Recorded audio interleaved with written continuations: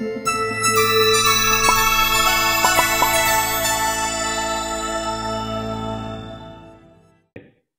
you all for coming, and we're gonna go ahead and start.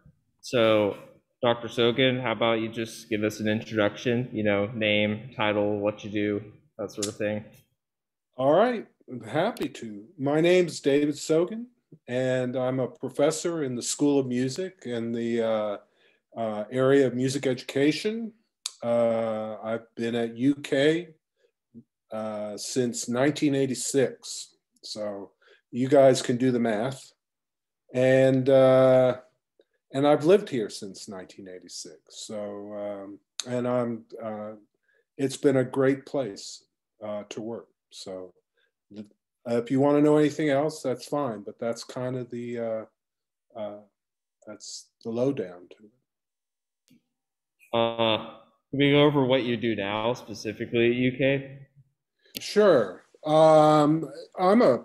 As I said, I'm a professor of music education here at the university, and I teach both undergraduate and graduate courses.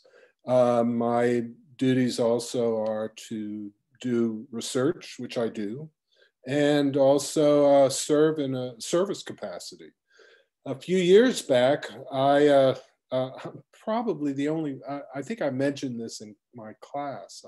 I'm probably the only professor in the College of Fine Arts that has held just about, I think, every position that is available at some time or other.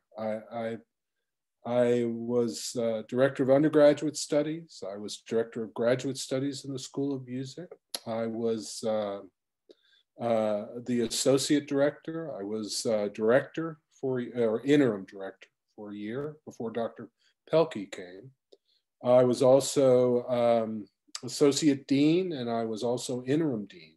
And interestingly enough, I was interim dean when this particular LLP came online. So it was, I'm glad to see it's ironed itself out. But at the beginning, it had some growing pains. So, but my duties right now are just as a professor and instructor in the School of Music. As a child, what was your dream job, and how did you come to finding that you wanted to be where you are now? I thought that was a really good question, and I think I'm a bit of a Walter Mitty. The things I liked, kind of the things that I saw or heard. So if I heard a violinist, that's what I wanted to do, or a violist, or if I saw a conductor conduct, that's what I wanted to do. And then there were other things in my life that also sounded pretty good and pretty interesting. I knew I wanted to be a doctor, but I didn't want to mess with any, I didn't want to deal with blood or giving shots. I thought that wouldn't be fun. I wanted to go into the rabbinate, but, and I did for a time, I guess.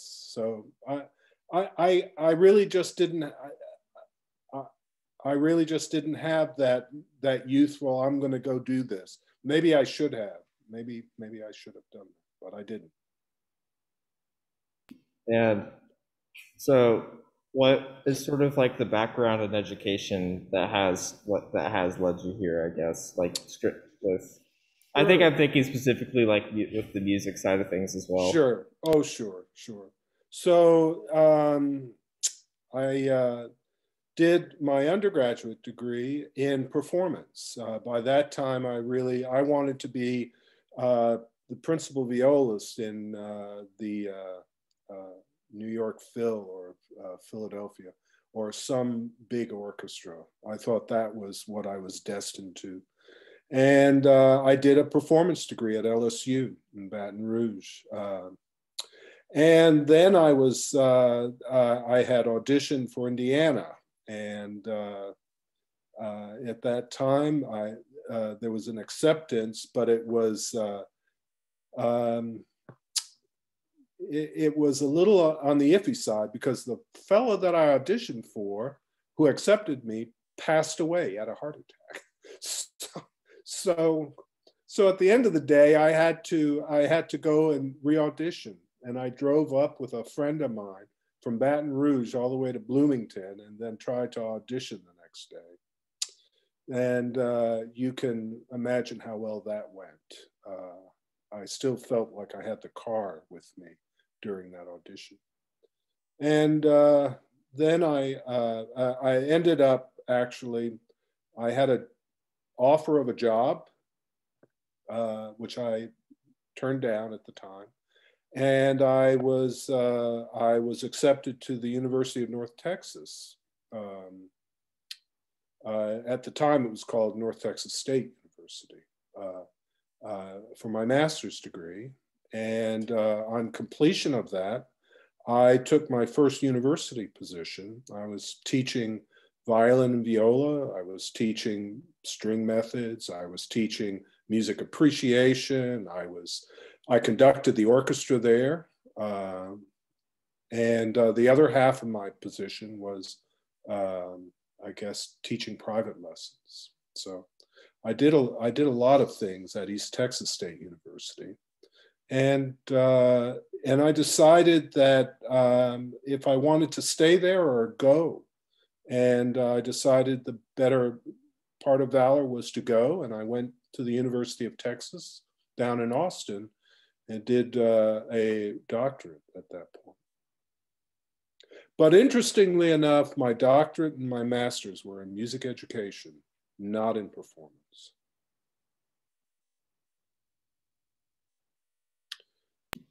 So, I remember when I in class with you, I asked you, like, after holding all these administrative positions, yeah, why you have gravitated to where you are now. And I think if you could answer that for everybody, like, I really enjoyed that response when you talked about that. Well, I think what I said to you at the time is that I think Ford or somebody in class said to me, well, why didn't you want to stay in administration? And, you know, I'd rather be with the students. I'd rather teach students. It has always been the thing that has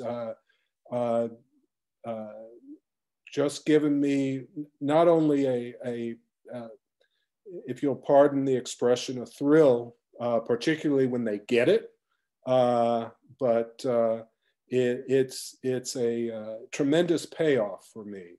And I can tell you categorically, I mean, well, the other part of my answer to that Ford liked was I was tired of taking calls from faculty members who had problems with not enough TP in their restroom, and I just rather hear I would rather deal with student problems than those type of faculty problems, and I mean that to this day.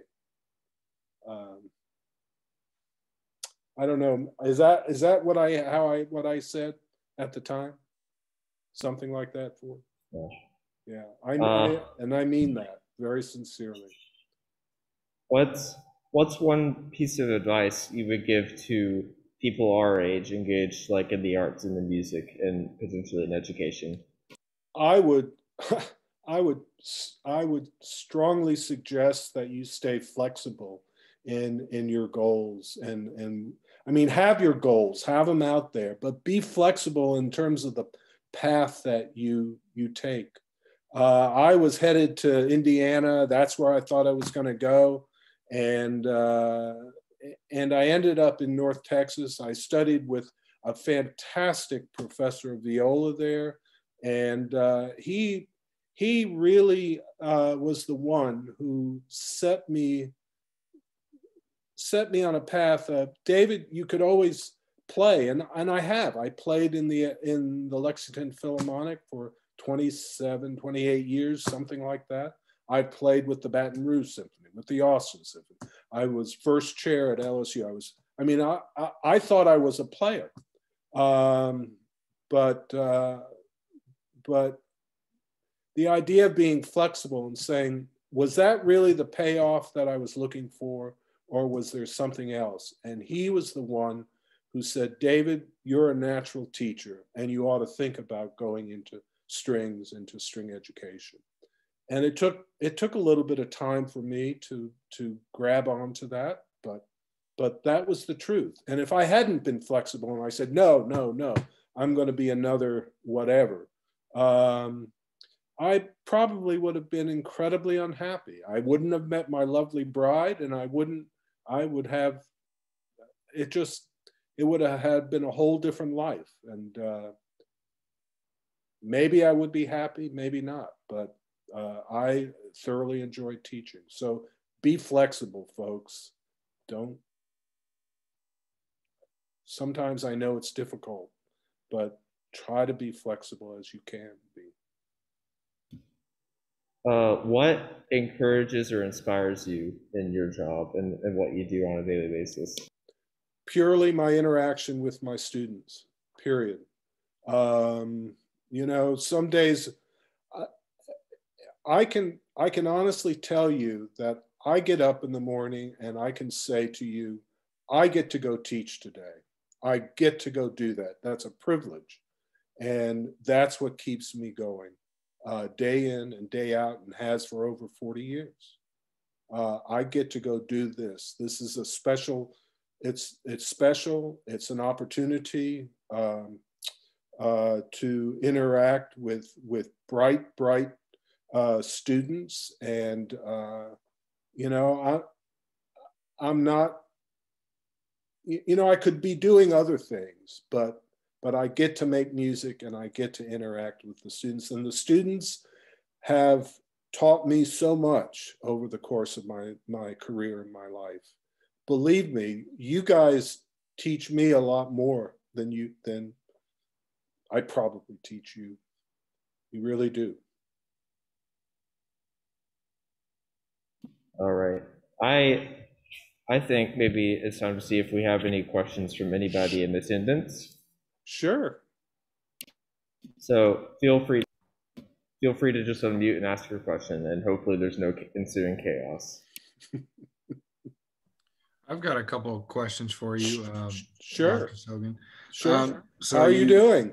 I'm doing well, thanks. Good. It's Good nice to see you without a mask. Yeah, same here. Same here. So you've held all of these positions here at UK in our fine arts department. Do you have a favorite? Do I have a favorite? That's an interesting question. They're all very different, to be quite honest with you. I will admit I enjoyed being the dean.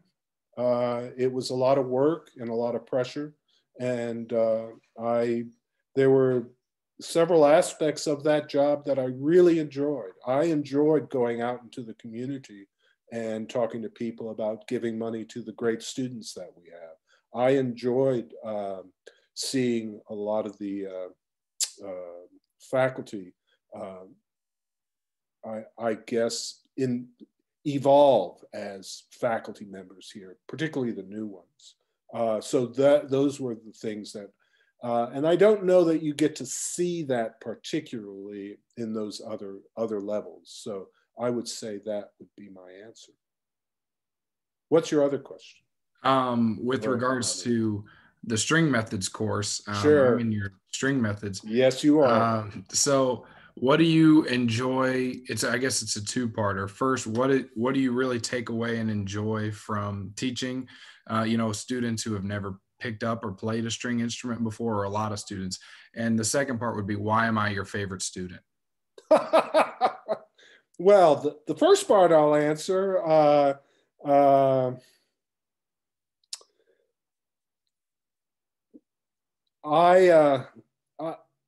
I developed many years ago, I developed I Have a Dream speech, kind of parodied after Martin Luther King.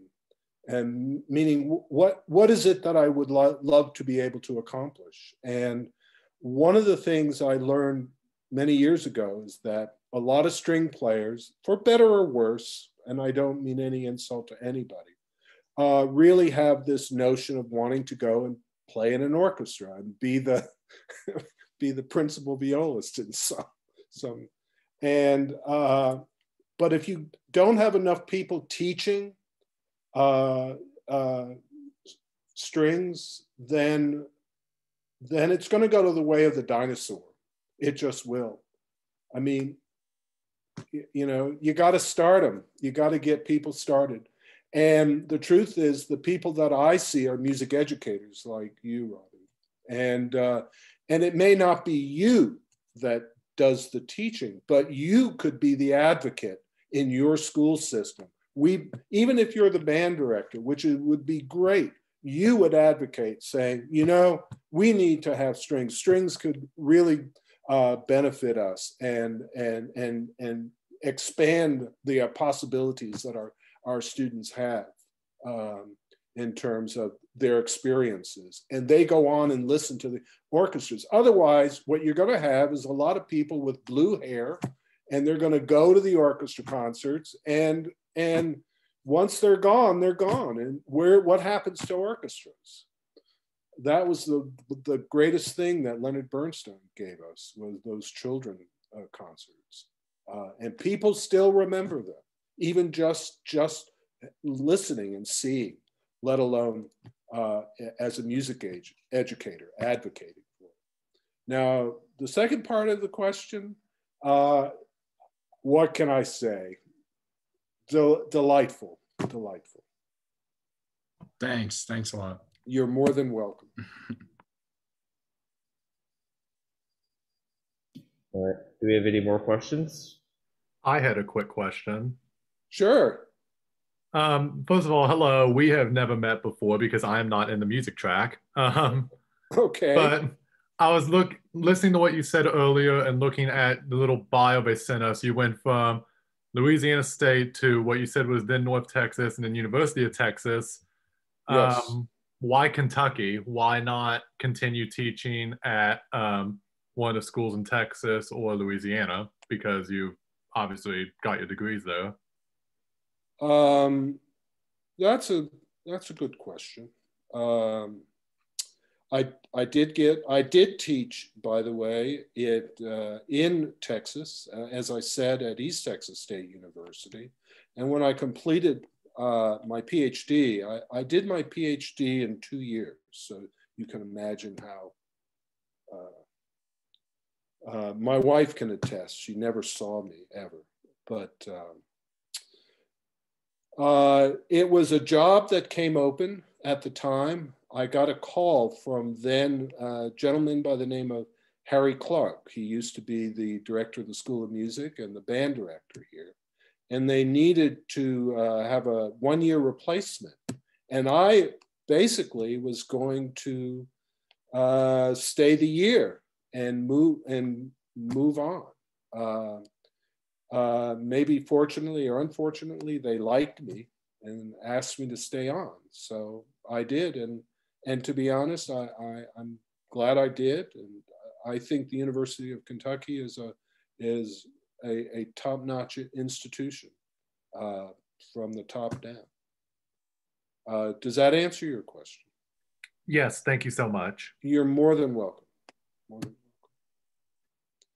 Come on, don't be shy. Anna, go ahead.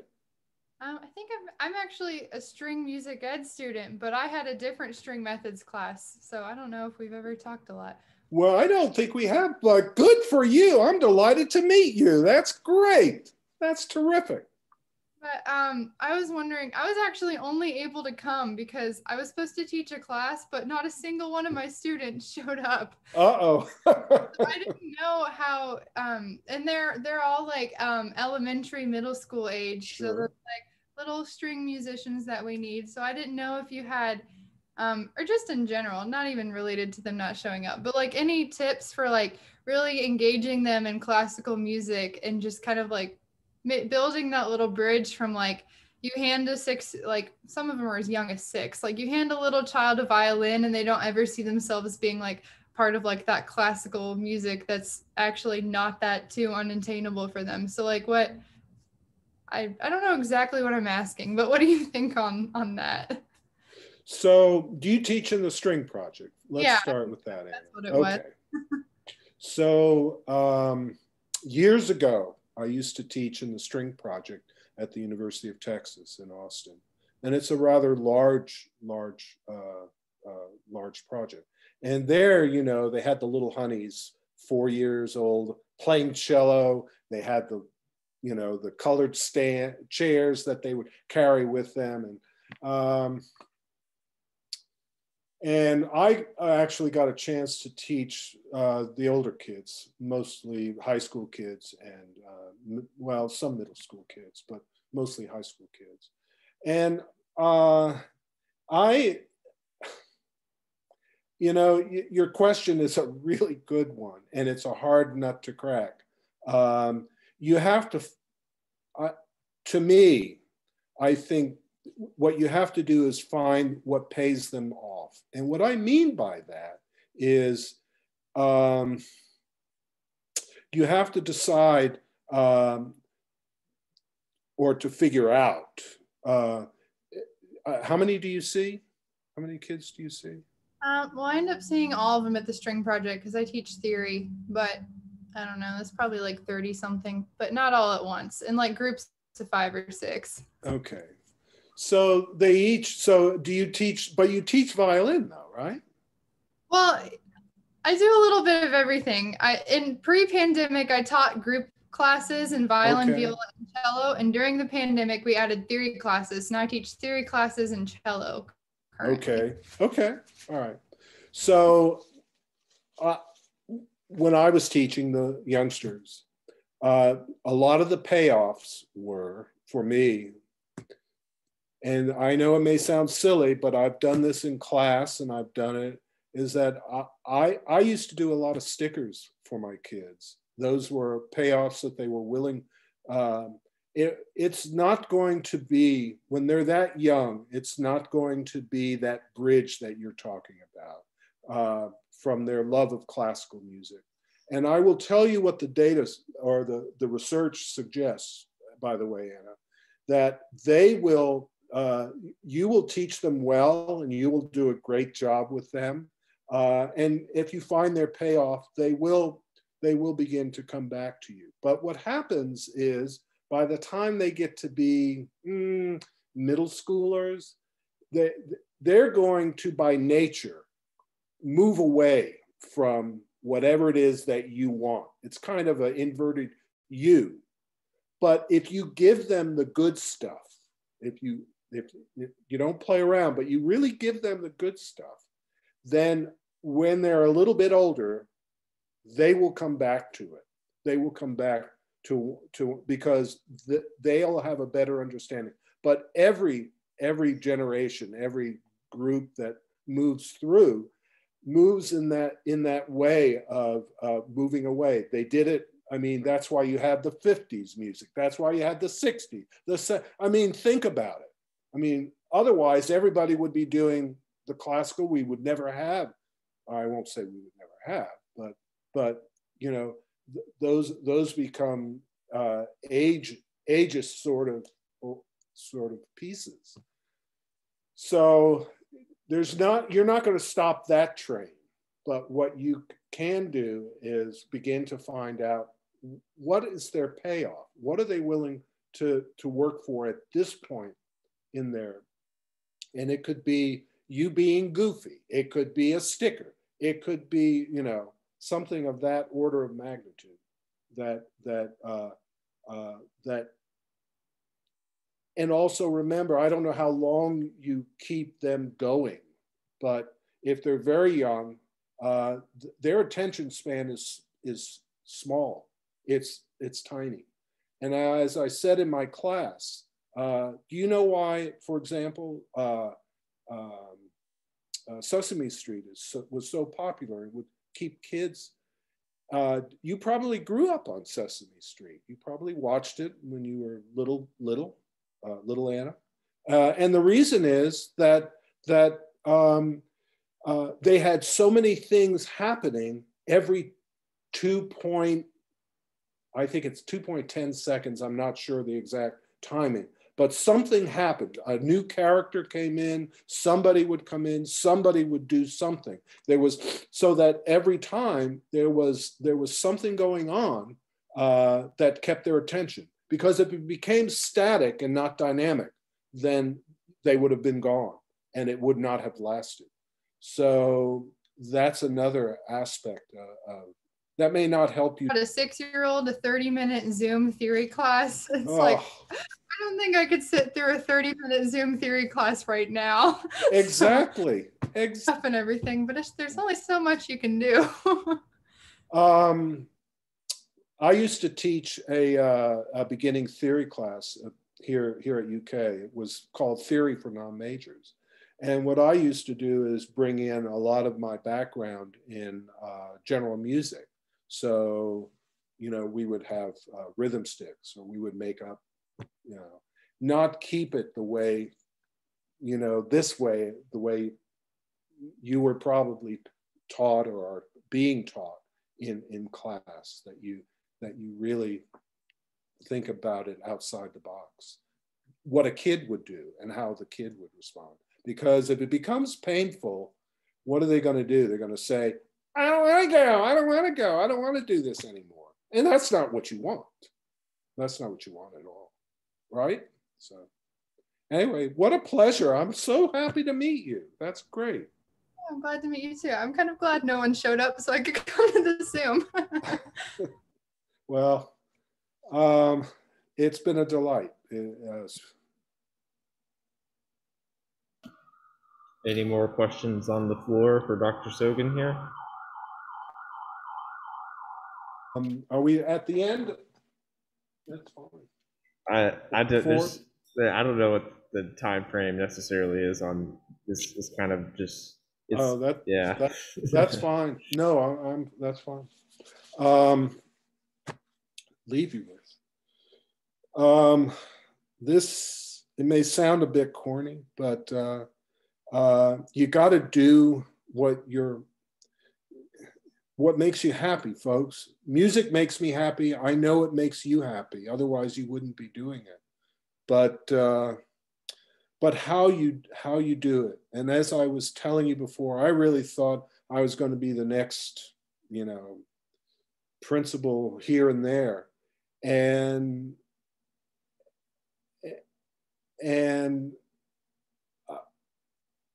I learned a long time ago that wasn't going to make me happy. And as much as I played in the symphony here and in elsewhere, I always knew that coming to school and teaching and being with my students was always the biggest thing in my life, and the payoff. And it wasn't all the other. I mean, yeah, sure, it's great to play the Beethoven Ninth and be part of it and all that, but it had not the payoff that it was when I. And I think that concludes our art talk. Okay. And yes. All right. Thank you, everyone. And we are concluded.